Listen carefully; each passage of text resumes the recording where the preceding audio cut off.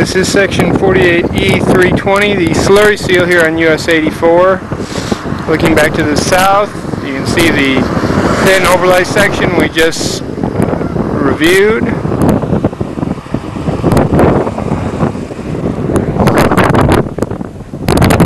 This section has more of the distress reflecting through. Also, it has bleeding running down the middle of the lane between the two wheel paths, almost as if the bleeding was worn off by the traffic rather than promoted by the traffic. You can see that there's a couple patches here and there. Some of the cracking is showing some pumping.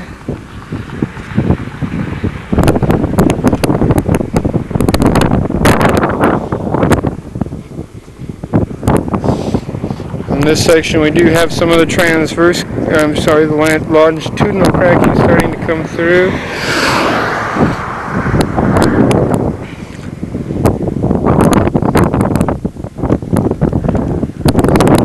Station 1.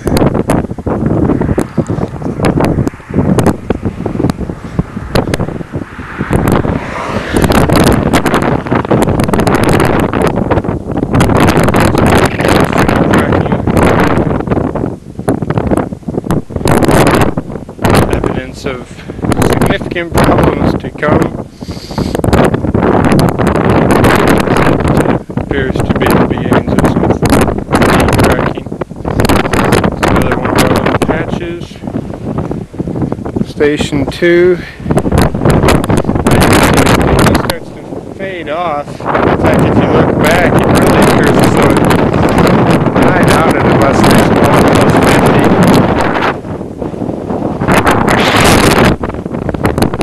Still got some of the transverse cracking reflecting through.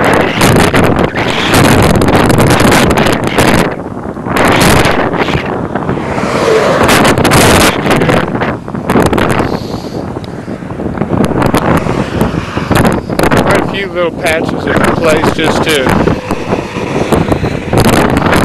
hold some of the distress at bay. You can see most of the distress is reflected right through any patchwork that was done.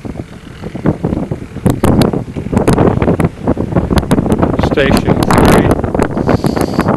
The bleeding appears to start picking up again here. You can see the functional cracks that are pumping a little bit. Fairly compressed area here. These cracks are all starting to come together. Again, the bleeding right down the middle of the lane between the two wheel paths.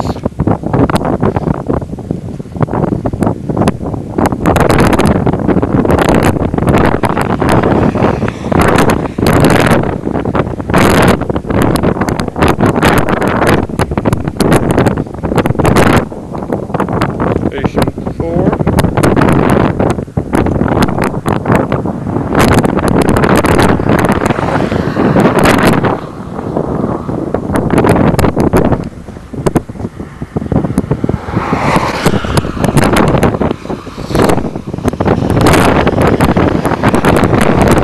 Some of the patching that's been done doesn't really appear to be holding up all that well. This is a good example of a section that's deteriorated pretty badly. Again, all the delineators are in order, all the markings. That brings us to the end of the slurry seal section. Looking to the north, you can see the crack seal section just up ahead. Back to the south, looking towards the thin overlay and GPS site 48E310 and 481183 respectively.